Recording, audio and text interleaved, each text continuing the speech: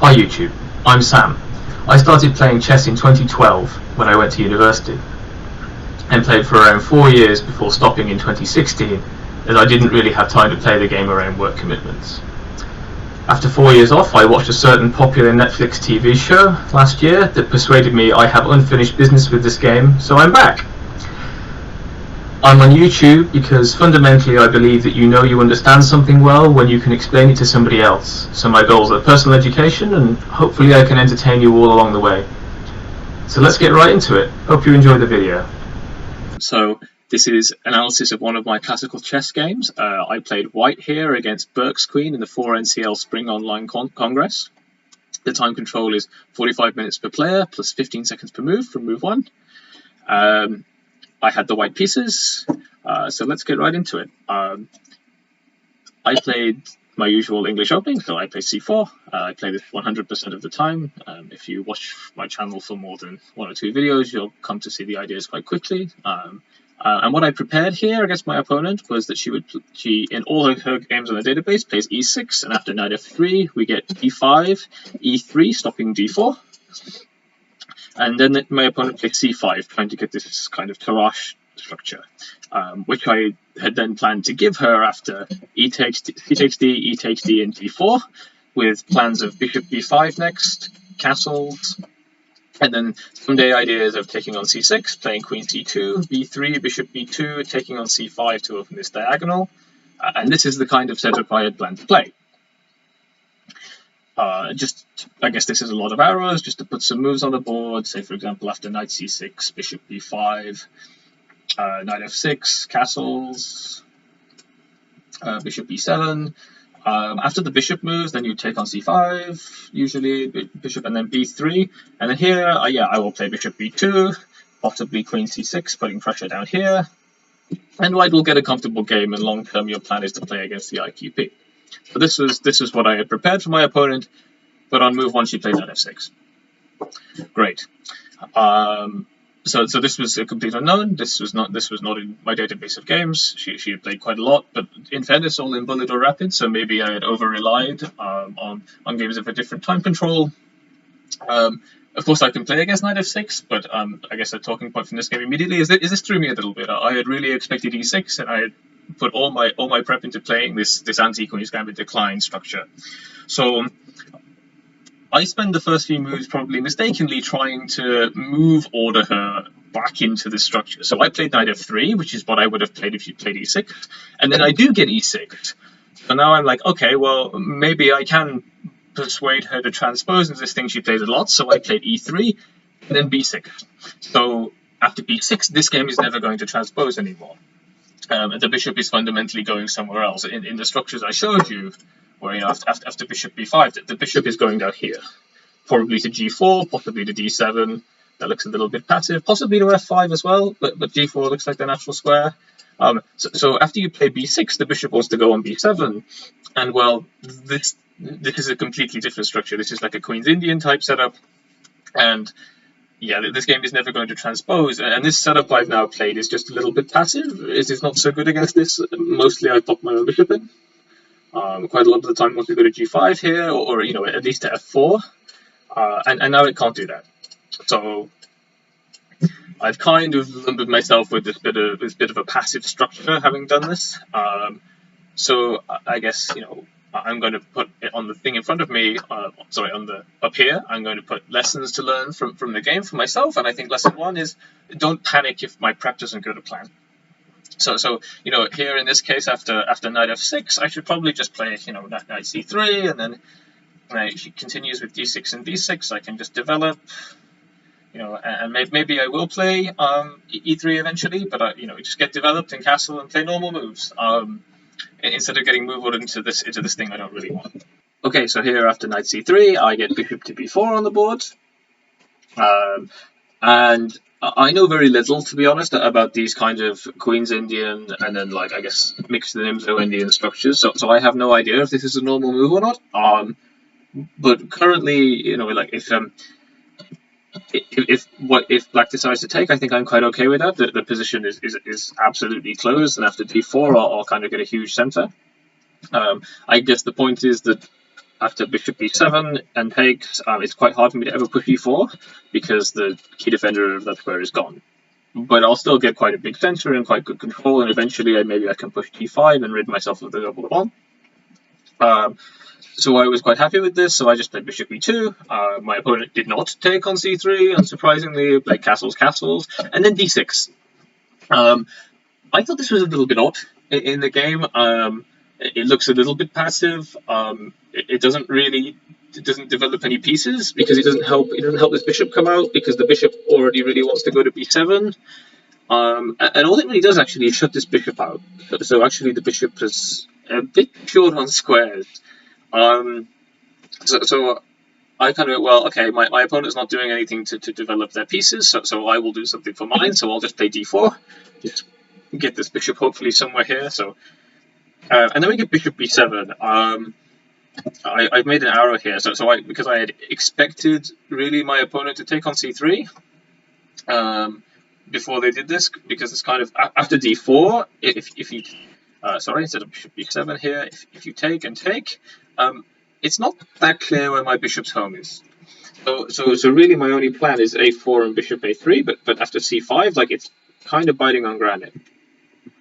It's really hard for me to get this bishop into the game, and because you've taken the knight on c3, actually it's really hard for me to push e4 and get into the game this way as well. So I had expected bishop takes c3 and kind of just accepted that I was going to be lumbered with this passive bishop and just play from there. But after we got bishop b7, I really didn't want to let her do that on the next move. So I think this was a mistrick, and I thought for 8 or 9 minutes, which is quite a long time in this game because the game is only 45 minutes per player. You know, it's not true classical in the sense of 2 or 3 hours per player. So I thought for 8 or 9 minutes, quite a long time, and I played knight to b1. And you say, well, Sam, what are you doing? You know, you're undeveloping your piece back to its starting square. Sorry, I didn't mean to do that. When developing its piece back to its starting square, you're kind of abandoning the center here.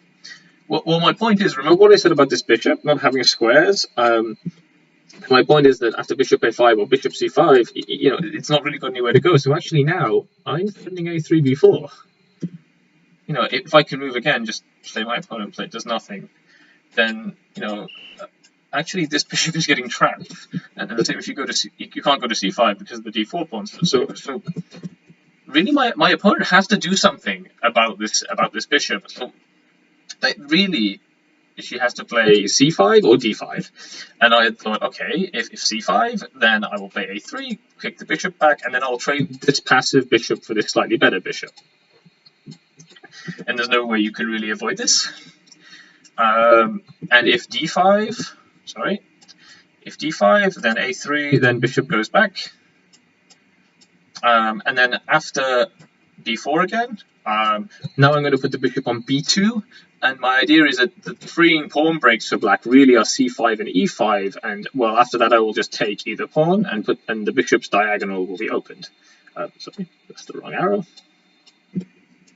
So these were kind of my ideas behind knight to b1, and my opponent did in the game play c5, after which I played a3. This is a useful move anyway. I want to play b4 at some point. This is kind of thematic for the English opening and for these kind of d4, d4 structures. So my opponent played bishop a5, and I played bishop d2, continuing my plan to trade the bishops. My opponent finished developing, and I took. Note here that actually my other idea with knight b1 is if my opponent takes, instead of playing knight c6, I might or might not, but I will consider taking with a knight. And kind of part of my reasoning here is actually b3 is quite a good square for the knight after b4, and then you put the knight on b3 and put lots of pressure on c5. So this was kind of my other idea. After knight c6 and then takes and takes, I play knight c3, saying I'm going to play b4 next move, and this position is roughly equal. Black doesn't have any real weaknesses, but we have a game of chess. But here my opponent plays a really very strange move. She played bishop a6, and I've highlighted these two pieces because they're on the edge of the board. And generally, you know, the old saying goes, a knight on the rim is dim, but she's spent a lot of tempi here putting her pieces quite far away from all the action. Okay, she's attacking c4, but I thought for a while that maybe I can do something about this. So I played Queen A4, and my idea is, yeah, I am preparing B4, and the point is that if I play B4 and you take C4, the bishop on A6 will be undefended. So I will just take this. But actually, I missed a tactic here. After bishop A6, there is a move that gives white a big advantage, around a pawn in material, according to the computer. But structurally, it becomes very hard to play for black as well. See if you can find it. Well, pause the video, give yourself a few seconds. But if you're just here to enjoy the show, actually, b4 does not need preparing. b4 can just be played, and after knight c4, there is b5, cutting the connection. And then, okay, black can play he takes d4, attacking the knight back. And then there's a couple of lines. So after knight takes d4, bishop b7, bishop here, there's queen c7, and after you defend the bishop, you have to desperado, because you cannot defend both pieces enough from the rook and the queen here. So you have takes and takes and takes, and when the dust settles, black will have this isolated d-pawn. White will play rook a to c1, and you end up with material is basically equal. White is up a pawn, but this real advantage is this long-term structural thing. So eventually, the hope is that white will win a second pawn. But the white has an advantage, but the game can still be played. The other capture is after queen takes d4. Then this is quite a pretty computer line. So after knight a5 takes, there's knight b3, and the queen and rook are forked. So queen b4 takes, and white will have two minor pieces. For the rook and a pawn. So here, the question is quite reasonable of how does this equate to a big advantage for white. Normally, two pieces for rook and pawn is about equal. But it really is it's the simplicity of the position. So here after rook c8, white can play knight b5, and then maybe rook b1 or rook d1, and march the a pawn down the board, damage the structure, make a strong outside pass pawn here. I won't show lines because they go very, very deep here, but this is the central idea, and white obtains a big advantage after b4. Knight takes c4. The other thing to note, I guess, is that actually after b4, you cannot just go back, because b5 forks the bishop and knight, and black will lose material. Okay, so I played queen a4. I'm missing this b4 idea, and black played bishop b7. Just went back and said, okay, I don't want to be involved in these complications anymore. And here I just continued improving my pieces. b4 can kind of be played at any time, so there's no need to play b4 right now. So I played rook f to d1, just x-raying the queen. It does come with a threat to take here as well. If the queen moves away somewhere that's not c7, if queen goes to e7, then takes. And well, if d takes, I claim the open file, and you cannot take with the b pawn because the knight hangs. So this will not work. So rook f to d1 does come with a threat, of some description. Black plays knight to e4, just ignoring the x-ray for now. Basically claiming that it doesn't really matter too much. I took the knight on e4. This knight is not really doing too much, in fairness, now in the position. d5 is well controlled by black. Not so much now that the knight has come to e4, but really it's quite hard to do this knight, so I traded off. After bishop take, now I play b4, basically trying to get the knight to go back. b4, ab4, and then knight back to b7. Note that knight c6 does not really work because of knight d2, and then the bishop cannot stay on this diagonal. So the bishop has to go away, and then the knight hangs. So the knight has to go back to its dumb square on b7. This is really not very good for black. And optically, while the position is equal in material, this is really not good for black. The rook and the queen are both still in the home squares. White's pieces are much more active. I have this kind of threat. The knight is on the dumb square. So far, so good. The problem for white here is that white has 10 minutes on the clock, and black has half an hour. This becomes a problem later. So this is kind of lesson 2 for me in this game, which, I could have, none of these positions were all that critical. I probably could have made the moves a bit faster, and I was just being a bit overly cautious about calculation. Can't really do that on this time control, so lesson 2 is manage the clock a bit better. But okay, let's continue with the game. So after knight to b7, I wanted to continue pressuring and try and see if I could push a pawn, create a pass pawn, so I played c5. Again, this comes with some threats, like taking with the d pawn, you will kind of open this against your queen, and then I'm going to play c6 and create a pass pawn. This does come with some threats. Black plays queen to c7, a fine move here, I think. And here I made a mistake, another mistake. So I thought here that I could force a passed pawn through, and I can, but I thought it was much stronger than it was. So here I played b5, and white's advantage evaporates. So first I'll show my idea, and then I'll show why it doesn't work. So my idea was that after d takes c5, I play either rook, but let's take the a rook for now, to c1. Now you cannot take the second pawn, because the queen is x-rayed. And after queen goes away, I will take here, and my threat is both to take c6 and to take this bishop. And this is lights out, is basically my thesis here, especially because c6 also comes with a fork in this. Of course, the queen doesn't have to go to d7, but the principle still stands. If it goes here, I'm still threatening these two things. But it doesn't work, because what I had failed to consider was after dc5, rook c1, this is what happened in the game. My opponent played bishop d5. And this kind of scuppers my idea, because now I can still take, but actually you just recapture. And actually I haven't got this bishop here to attack anymore. So I missed this immediate move, and what I ended up playing was e4. So my point is now that I'm sacrificing a pawn to do this, as I wanted to. So now I take on d5, and I've generated what I wanted, but at the cost of a pawn, which is a significant cost. So my opponent went bishop back to d5, and I played c6. So this position is still equal, but it was like +2 or +2.5 or something before b5. So this was a little bit disappointing, and I'm low on the clock now as well. And so after knight c5, we have a position where basically I have to force this passed pawn through, and try and prevent my opponent from undermining it with a6 and takes. That is not so easy, as we will see shortly. But we have a game on. This position is still roughly equal. There's still a good argument that white's pieces are better than black's pieces.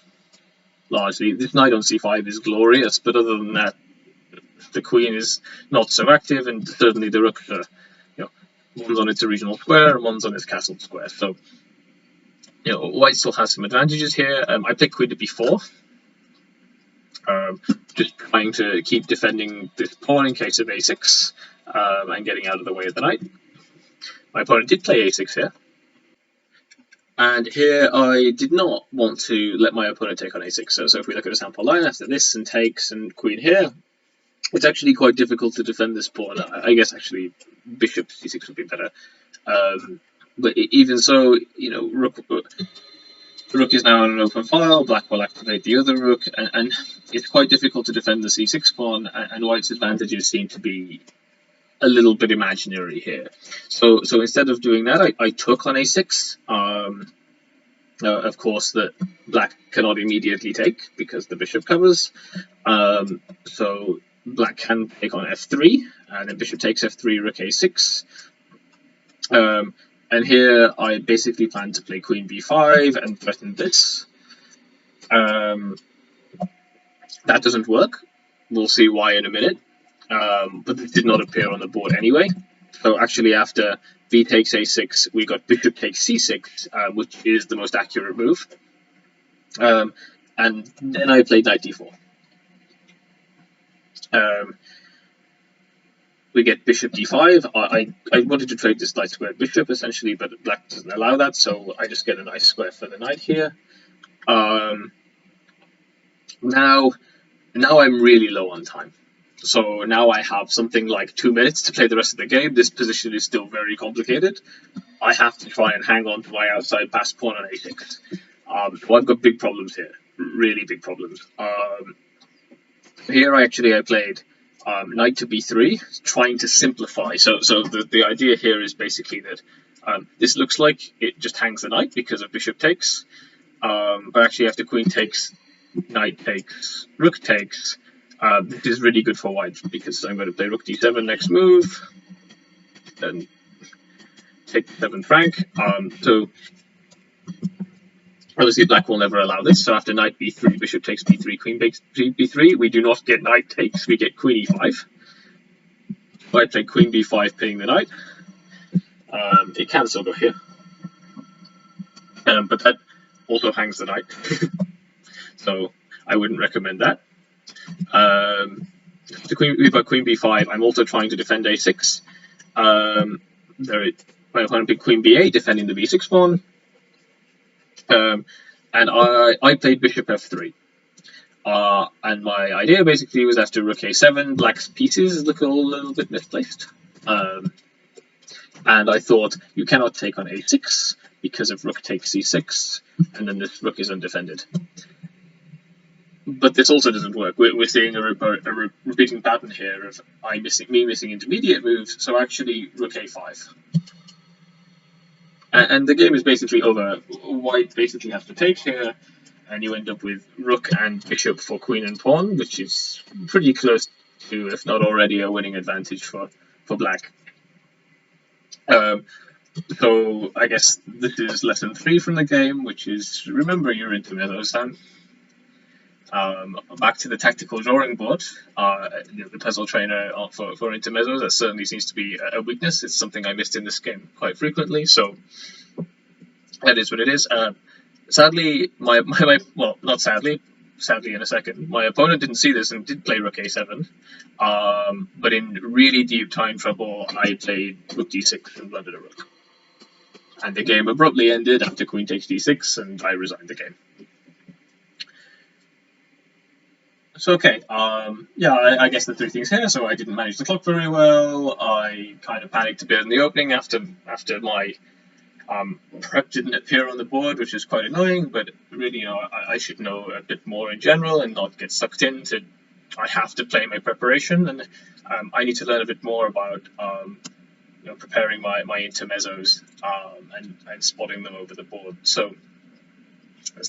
Quite an instructive game, tactically speaking, some quite pretty lines. I'll be back soon with some more games from a tournament I'm playing this weekend, a 4NCL Weekend Congress online. I hope you enjoyed the video. I'll see you soon.